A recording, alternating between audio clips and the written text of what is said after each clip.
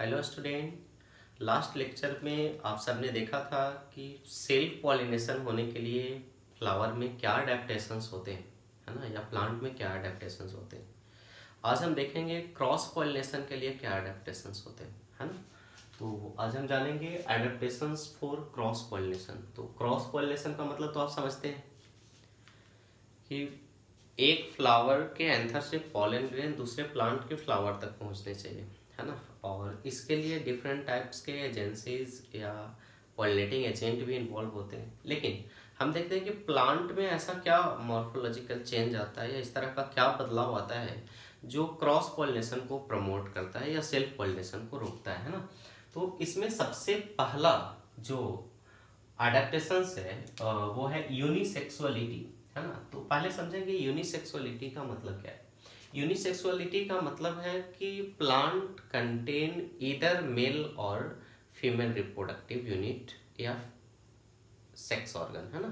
तो प्लांट में या तो मेल रिप्रोडक्टिव यूनिट होगा या फीमेल रिप्रोडक्टिव यूनिट होगा। बोथ रिप्रोडक्टिव यूनिट और sex organ will never be present in same plant. If both reproductive unit will be present, then it will be called as bisexuality, है ना। तो unisexuality में क्या हुआ, एक प्लांट में ईदर मेल और फीमेल, या तो मेल रिप्रोडक्टिव यूनिट होगा या फीमेल रिप्रोडक्टिव। और ऐसा होने से क्या होगा, जैसे मान लीजिए एक female reproductive unit containing flower है ना। एक प्लांट के अंदर ऐसा फ्लावर है जिसमें सिर्फ फीमेल रिप्रोडक्टिव यूनिट है, तो उसमें पॉलन ग्रेन जब भी आएगा तो दूसरे प्लांट से ही आएगा, है ना। इसका मतलब इसमें क्रॉस पॉलिनेशन ही होगा, कभी भी सेल्फ पॉलिनेशन परफॉर्म नहीं होगा, है ना। इसके एग्जांपल में आ सकता है जैसे कैस्टर, पपाया या डेट या पम, और भी बहुत सारे ऐसे प्लांट हैं, है ना। तो पहला चीज आपने देख लिया जो क्रॉस पॉलिनेशन को प्रमोट कर रहा है, वो चीजें क्या है, यूनिसेक्सुअलिटी। दूसरा क्या है, डाइकोगैमी। डाइकोगैमी का मतलब क्या है, अब थोड़ा सा इससे पहले वाले लेक्चर को आप समझिए, उसमें लिखा हुआ था अडेप्टेशंस फॉर सेल्फ पॉलिनेशन। उसमें हमने बताया था क्लाइस्टोगैमी। क्लाइस्टोगैमी में क्या हो रहा था, both male and female sex organ mature at same time, यानी कि दोनों सेम टाइम में मैच्योर हो रहा था। लेकिन डाइकोगैमी में क्या हो रहा है, both male and female reproductive structure will not mature at same time, या फिर बोथ या male and female reproductive unit will be mature at different time, दोनों अलग अलग टाइम पर मैच्योर होगा, है ना। अब ये समझना, सपोज मान लीजिए कि मेल रिप्रोडक्टिव यूनिट मैच्योर हो गया और फीमेल रिप्रोडक्टिव यूनिट मैच्योर नहीं हुआ, तब क्या होगा, मेल रिप्रोडक्टिव यूनिट यानी कि एंथर सारे पॉलन ग्रेन को रिलीज कर देगा और वो पॉलन ग्रेन की वायबिलिटी खत्म हो जाएगी, तब तक फिर फीमेल रिप्रोडक्टिव यूनिट मैच्योर होगा। तो इस केसेस में क्या होगा कि उस फ्लावर का पॉलन ग्रेन उस फीमेल रिप्रोडक्टिव यूनिट के लिए यूज में नहीं आएगा, है ना।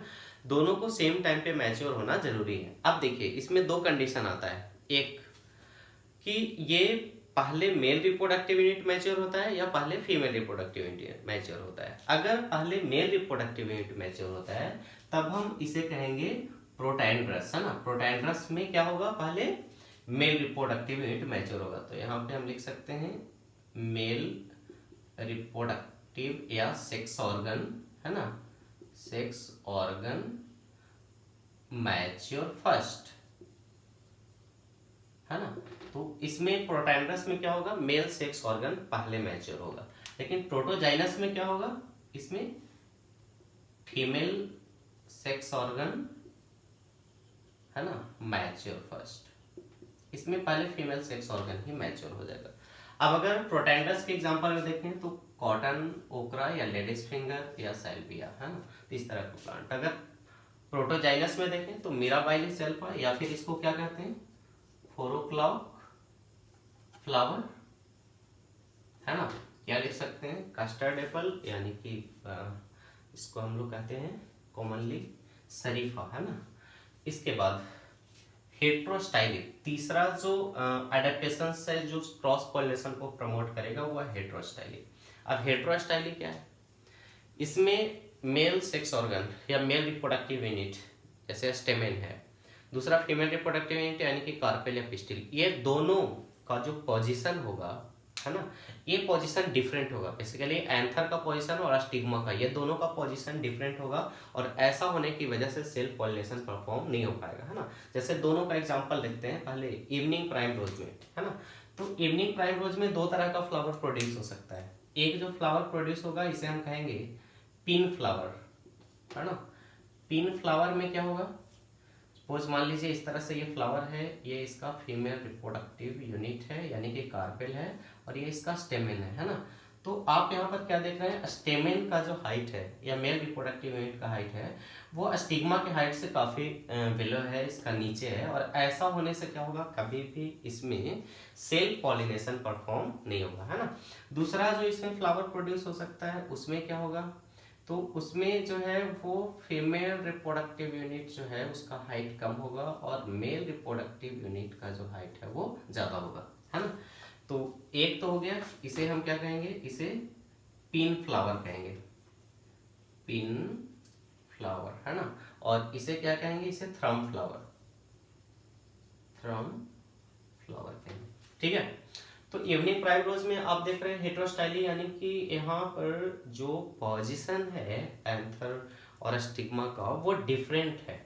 ऐसा होने से इसमें सेल्फ पॉलिनेशन नहीं हो पा रहा है। जैसे इस केसेस में अगर पॉलन ग्रैंड रिलीज हुआ तो इस जगह पे ही दिखा जाएगा, ऊपर नहीं पहुंच पाएगा। इसमें क्या होगा, ये उड़ करके दूसरे जगह पर फ्लावर से बाहर की तरफ आ सकता है ना। तो इस तरह से भी ये pollination perform, self pollination perform नहीं होगा, ये क्रॉस पॉलिनेशन को परफॉर्म करता है ना। तो ये दोनों तरह के फ्लावर जो है वो प्रोड्यूस हो सकते हैं किसमें, इवनिंग प्राइम में। अगर ऑक्जेलिस का कैसे लें तो यहाँ पर तीन तरह का फ्लावर प्रोड्यूस हो सकता है। एक फ्लावर प्रोड्यूस हो सकता है पिन फ्लावर, है ना, और क्या प्रोड्यूस हो सकता है, थ्रम फ्लावर, और तीसरा प्रोड्यूस हो सकता है नॉर्मल फ्लावर। नॉर्मल फ्लावर का मतलब दोनों जो है वो नॉर्मल पोजीशन पे होगा, है ना, जिससे सेल्फ पॉलिनेशन। तो इसके बारे में तो हम बात नहीं करेंगे क्योंकि ये सेल्फ पॉलिनेशन को प्रमोट करेगा, लेकिन अगर क्रॉस पॉलिनेशन को प्रमोट करने के लिए हम अडेप्टेशंस देखेंगे तो पिन फ्लावर या थ्रम फ्लावर का फॉर्मेशन होता है ना। और इस तरह से अगर दोनों का पोजीशन डिफरेंट है तो इसे हम क्या कहेंगे, हेटेरोस्टाइली।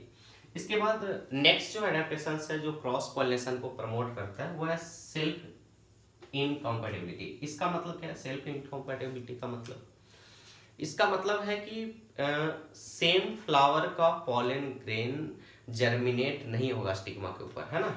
तो इसमें क्या हुआ, पॉलन ग्रेन, है ना, ऑफ डिफरेंट